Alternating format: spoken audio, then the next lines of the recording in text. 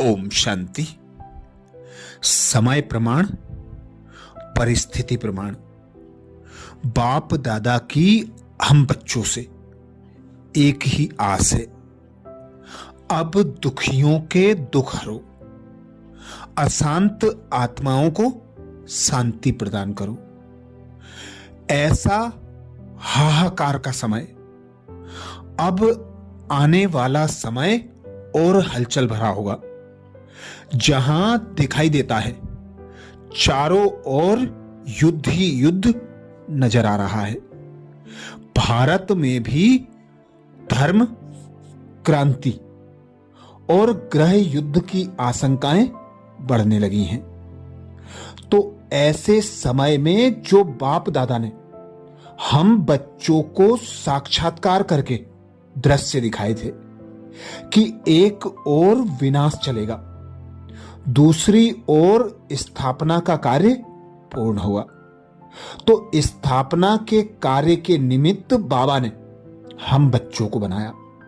अब हम बच्चों से अंतिम समय पर बाबा यही आस रखते, संकल्पों द्वारा सेवा करो, संस्कार मिलन की महारास करो, अर्थात एक दो के स्वभाव संस्कार को अपने स्वभाव संस्कार द्वारा परिवर्तन करो, जिसके लिए बाप दादा कहते।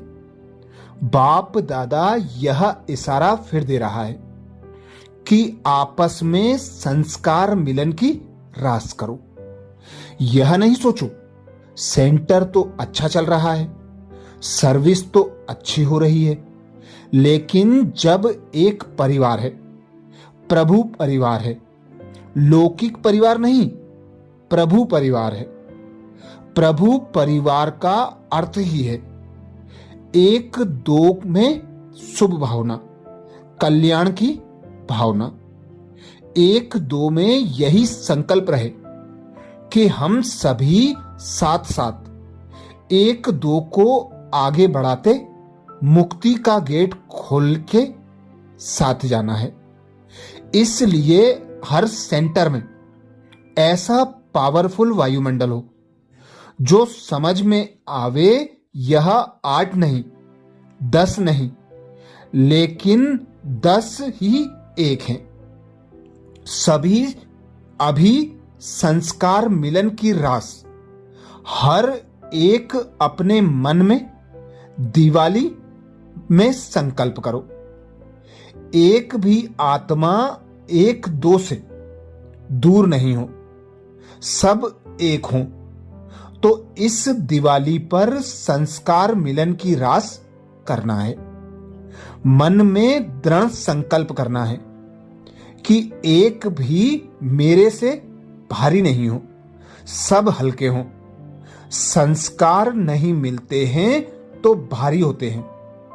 तो बाप समझाते हैं कि इस संकल्प से गेट का दरवाजा खोलने के लिए जल्दी तैयार हो जाएंगे।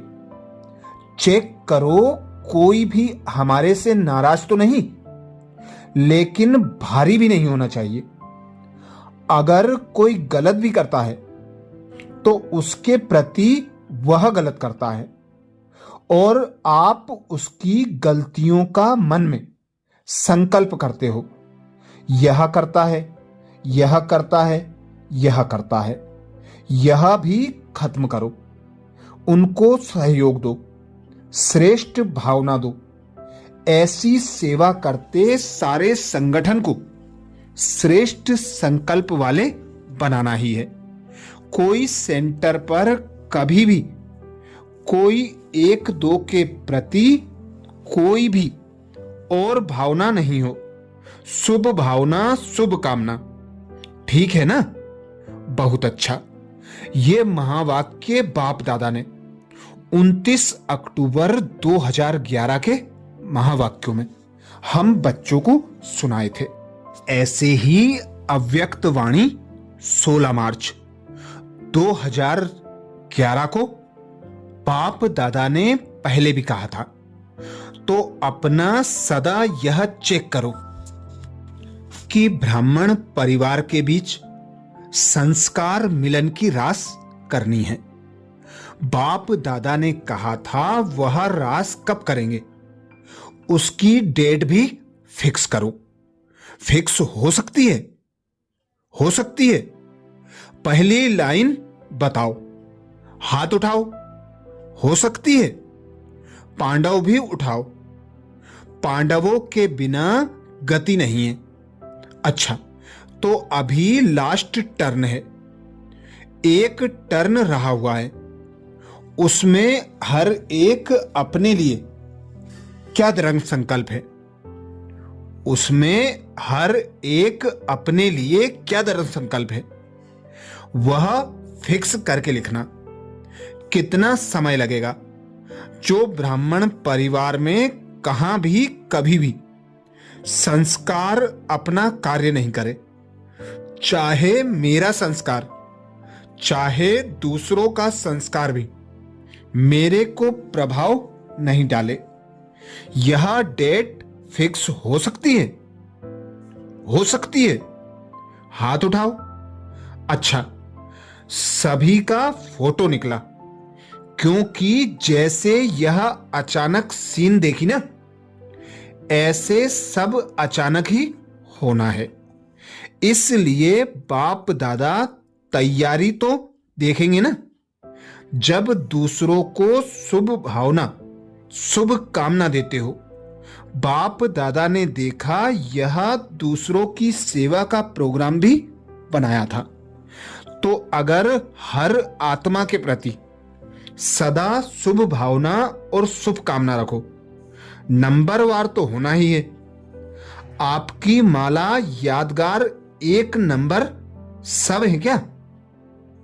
नंबरवार है ना, लेकिन माला में तो पिरोए हैं। नंबर क्यों मिला? भिन्न भिन्न संस्कार हैं, लेकिन हमको संस्कार देखने के बजाय शुभ भावना, शुभ कामना रखनी है। आखिर भी ब्राह्मण परिवार है ना, कैसा भी है, परिवार तो मेरा है ना। जैसे मेरा बाबा कहते हैं, वैसे मेरा परिवार भी है। तो अच्छा है। मेजोरिटी ने हाथ उठाया, तो सभी का उमंग उत्साह है, तब तो हाथ उठाया है ना। तो एक दो को सहयोगी बन शुभ भावना, शुभ कामना की दृष्टि, वृत्ति, स्मृति रखने से यह रास होना कोई बड़ी बात नहीं है। इस पर जो बहुत अच्छा नंबर लेगा, डेट पर प्रैक्टिकल करके दिखाएगा, उसको न्यारा और प्यारा इनाम मिलेगा। ऐसे ही संस्कारों की रास मिलाने का सबसे सहज तरीका बाबा ने बताया 18 मार्च 1981 की अव्यक्तवाणी में। बाप दादा कहते संस्कारों की रास मिलाने का सबसे सहज तरीका है स्वयं नम्रचित बन जाओ और दूसरे को श्रेष्ठ सीट दे दो। उनको सीट पर बिठाएंगे तो वह आपको स्वतः ही उतर कर बिठा देगा। अगर आप बैठने की कोशिश करेंगे तो वह बैठने नहीं देगा, लेकिन आप उसे बिठाएंगे तो वह आपे ही उतरकर आपको बिठाएगा। तो बिठाना ही बैठना हो जाएगा। पहले आपका पाठ पक्का हो, फिर संस्कार सहज ही मिल जाएंगे, सीट भी मिल जाएगी, रास भी हो जाएगी और भविष्य में भी रास करने का चांस मिल जाएगा। तो कितनी सहज बात है। इसमें जो सक्सेसफुल हो जाते हैं वही फुल पास हैं। ऐसे ही अव्यक्त वाणी 9 अप्रैल 1973 को बाप दादा बोले, कई समझते हैं सर्विस करना सहज है, साधन भी सहज है, लेकिन हर आत्मा के साथ संपर्क में आते हुए संस्कारों को मिलाना, यह भी इतना सहज अनुभव हो। जैसे भाषण करना सहज है, वह मुख का भाषण है, यह कर्म का भाषण है। इसमें जो सक्सेसफुल हो जाते हैं वही फुल पास हैं। तो अंत समय में बाबा की अंतिम आस हम ब्राह्मणों से यही है कि हर एक आत्मा को रिगार्ड दो, अपने से आगे बढ़ाने की शुभ भावना, शुभ कामना रखो। जब हम औरों को रिगार्ड देंगे तो स्वतः ही हमें रिगार्ड प्राप्त होगा। ब्राह्मणों का गायन भी है, देने में ही लेना समाया हुआ है।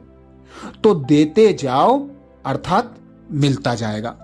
समय की विशेषता भी है, संगम का समय है, एक का पदम गुना प्राप्ति का समय है। तो हर एक अपने को माला का मणका बनाने के लिए सर्व आत्माओं के संस्कारों को मिलाते जाओ। संस्कारों की रास मिलाने के लिए बाप दादा ने अनेक महावाक्य सुनाए, उनका मनन चिंतन करो, उन्हें अपने स्वरूप में लाओ, तो स्वतः और सहज बाबा की आस पूरी कर सकेंगे, माला का मणका बन सकेंगे। ऐसे ही और अव्यक्त वाणियों के विशेष महावाक्य सुनने के लिए बाबा के चैनल को सब्सक्राइब करें। अच्छा, ओम शांति।